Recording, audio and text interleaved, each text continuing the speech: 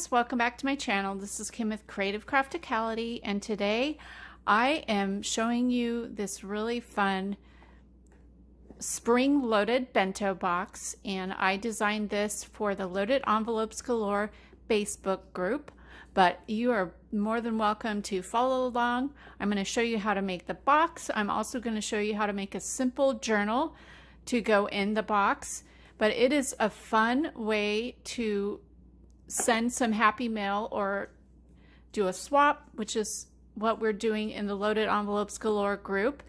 It will be for our March swap.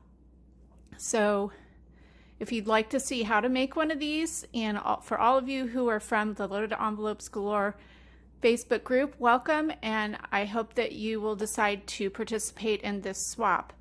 So it's a really easy swap to make.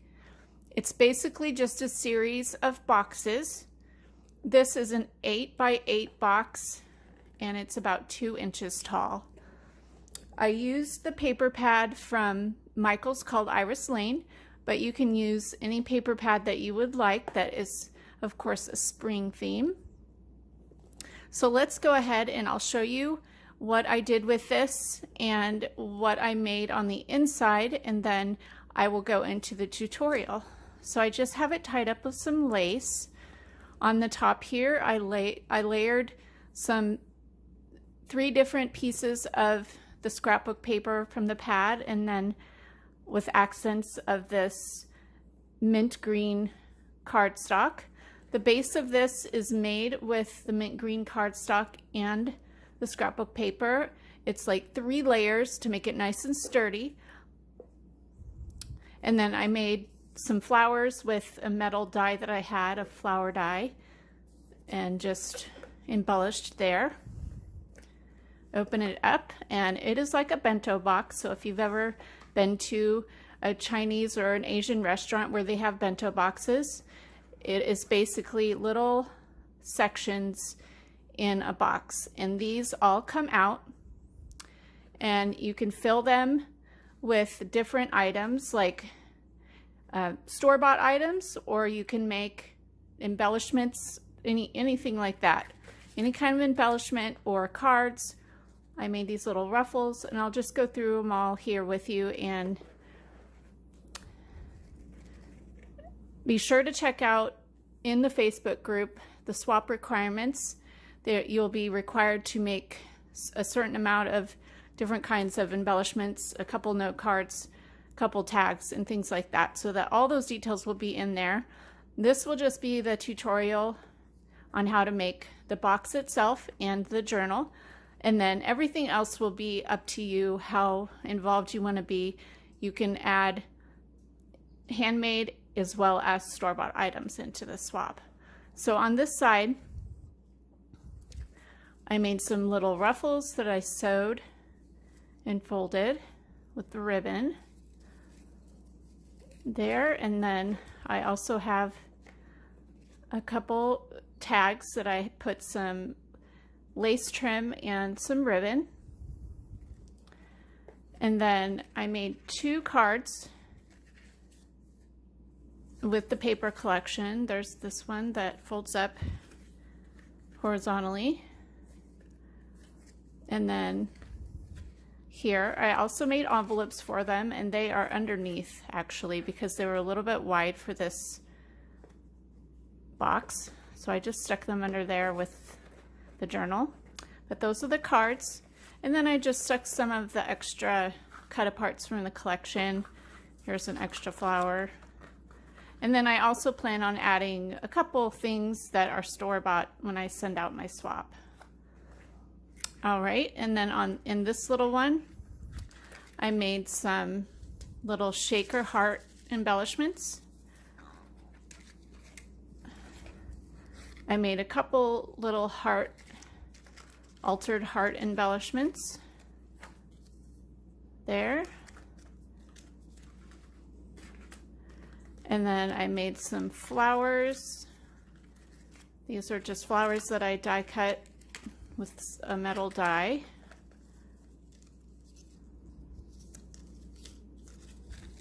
And then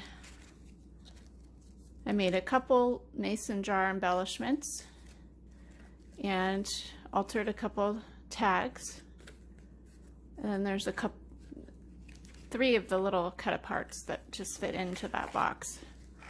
So those are all in there. And then in this one, I made some rosettes and I also made some bows. So that's what's in there.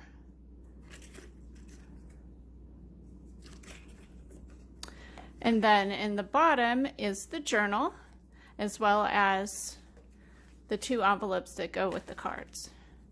So this is a simple 1 signature journal that is sewed together with a pamphlet stitch. It's pretty easy. And I tied it up with some ribbon, and that can be removed. On the front here, I layered up cardstock and then a cut apart from the collection. I made this a pocket and just stuck a tag in there. There are 15 sheets of different kinds of papers inside this journal. So it's kind of like a junk journal in the sense where you just gather a bunch of different kinds of papers and add them in there. So it is really up to you as to what kind of journal you want, if you wanted to make it like a little traveler's notebook or this kind of a journal, but I'll show you how I made this one. So the kind of papers that I put in here are like a grid paper. I put some plain purple cardstock, some notebook paper, plain white paper, and then papers from the collection, and just kind of alternated all throughout the book.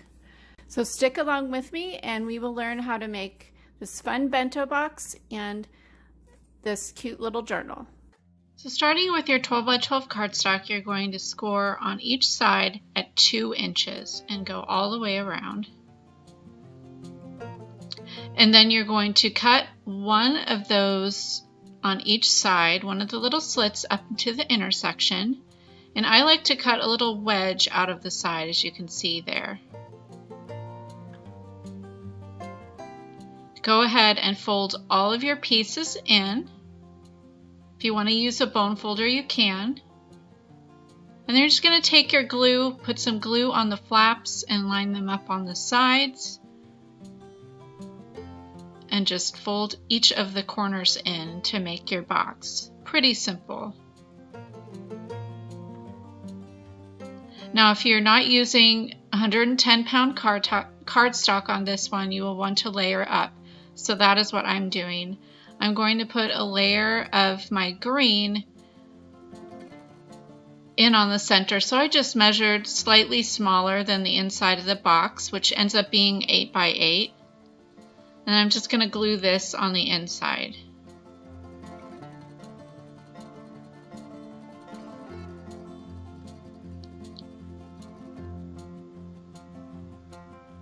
Now I'm also going to be covering the insides and the outsides of my box. Since this is just a 65-pound cardstock, I did not have any 110-pound cardstock, so I'm doing 3 layers on the base of my box on all sides, or all sides and bottom are going to be 3 layers of paper.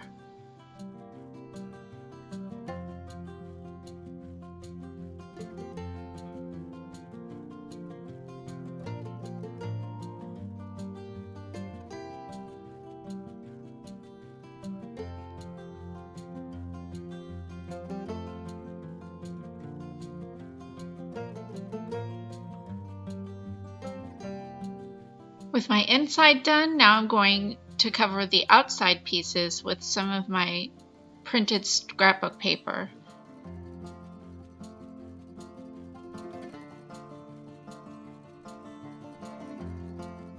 And then I took this pattern here, this really pretty floral, and this is what I'm going to use to cover the outside of these on the sides.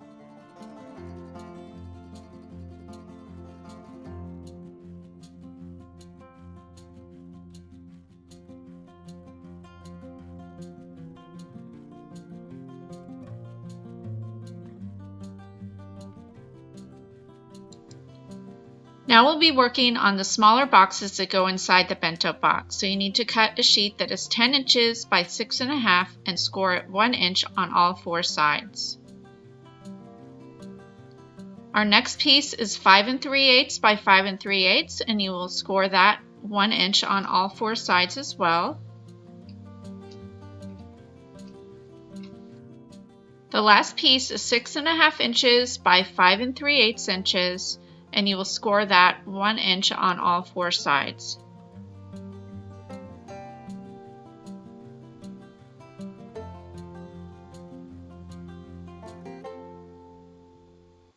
Now you need to cut your little slits on all 4 sides, and you will do that for all your box pieces.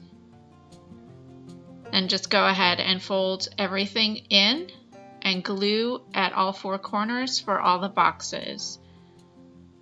I will glue this one here and then the rest I will do off camera, and we will come back and we will make the top of our box.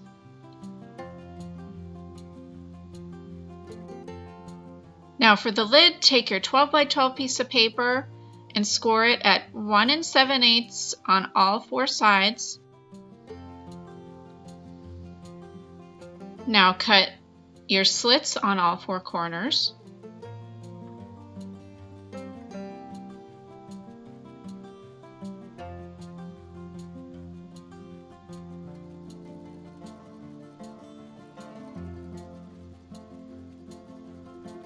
Go ahead and fold everything in like we did on the other ones.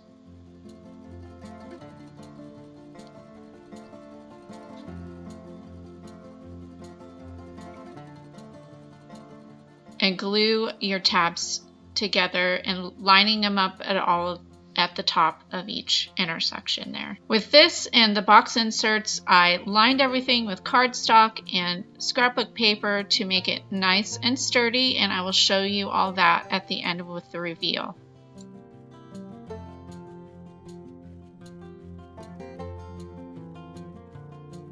So for the journal, I'm making it kind of like a junk journal where you're gathering different kinds of papers. I have some scrapbook paper here that was from the collection. I have some plain cardstock, some notebook paper, white paper, grid paper, and then I have these cut aparts that are from the collection as well. So I'm going to put these together. This is what I plan on doing on my cover. This was a cut apart. I cut it down to where it will fit the size of the journal that I'm going to make, and I cut a piece of the green to layer on top of the purple. You will need also some sort of twine or thread, like thick thread, embroidery thread, or the waxed floss thread to bind your book together. You will need a paper piercer, and then you will need a large holed needle that your twine or whatever it is you're going to bind it together with will fit, and it's kind of hard to see here. But I'm going to bind it with a simple pamphlet stitch, and I will talk you through that when we get to that point. You also will need a paper trimmer. So let's get started on this journal. For my cover, I picked one piece of the scrapbook paper and I folded it in half. And then using my paper trimmer, I'm using that as a guide. I'm going to cut off 2 corners of one end. And then I am lining it up at 7.5 inches on the left side and then folding the remainder of that to make this journal that is 6 inches wide by 7.5 inches tall, and then it will have 2 pockets on the inside cover. Now for my cover, I'm using this cut apart there, but first I'm going to layer the green on top of the purple. And then with the cut apart, I'm just going to put glue on the 2 sides and the bottom to make it into a pocket and put that on top of the green. And then the whole bundle is going to glue on top of my cover.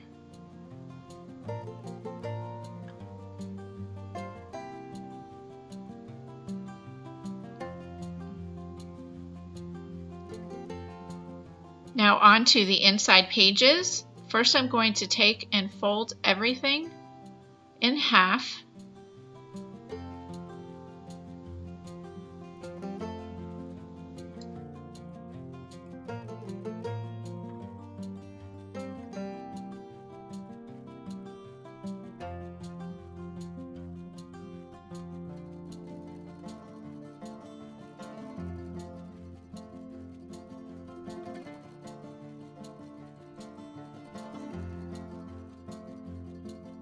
I'm going to cut everything down to 7.5 inches tall to match the height of my cover.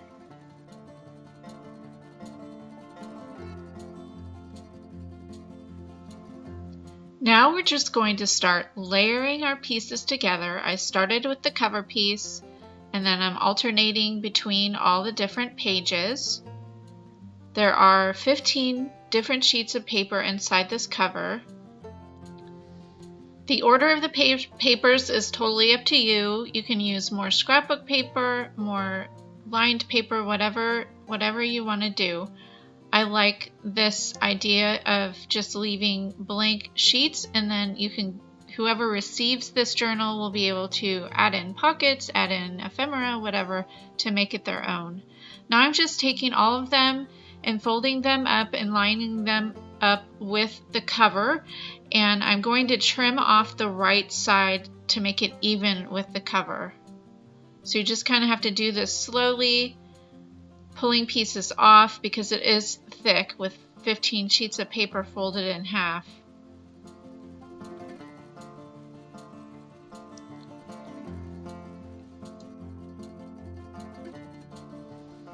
Now we're going to be binding the book together, so you want to pull everything together to the inside of the signature and put paper clips down near the bottom, making sure it's all nice and tight and then it's lined up.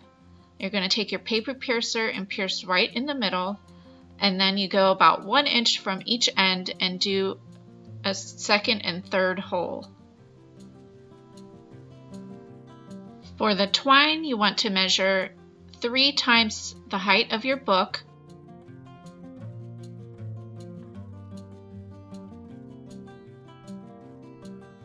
Now you need to thread your needle. I ended up having to do this off camera because it was hard to find that hole and get all the threads of the twine through.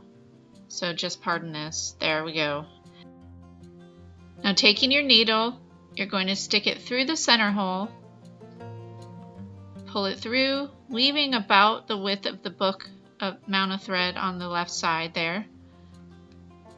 And then you're going to go up through the top hole to the center, and then out through that bottom hole, bypassing the middle hole. Pull that out on the outside of your cover.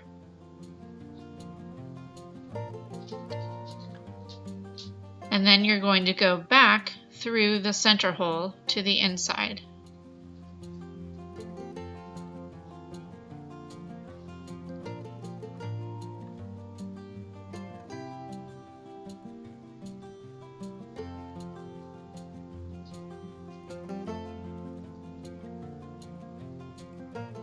Now you want to make sure with your 2 threads that you have one on the left side and one on the right side of that center thread.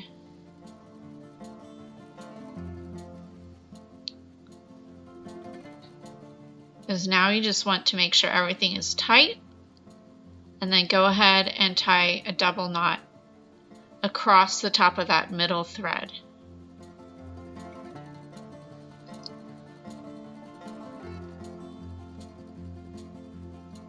And then I just like to make a bow there, but you can do whatever you want. You can add charms or beads or whatever, but I like the bow. And then you can take off your paper clips, and now your journal is bound together.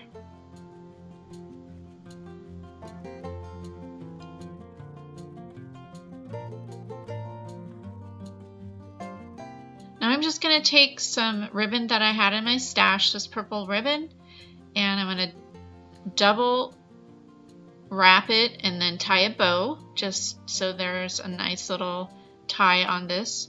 And then I'm using one piece of my scrapbook paper that I had. It was a scrap, and I'm making a tag and just add some ties at the top. And this tag will go in that little pocket that I made on the front cover.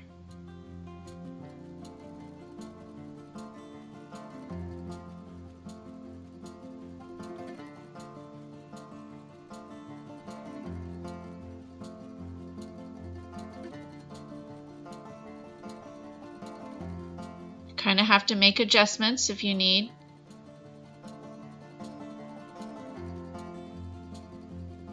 I trimmed off a little bit there so that the tag would fit in a little bit better.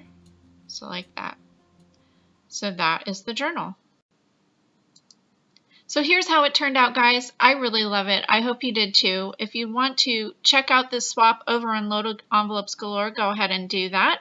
If you want to make this on your own, I would love for you to follow my tutorial.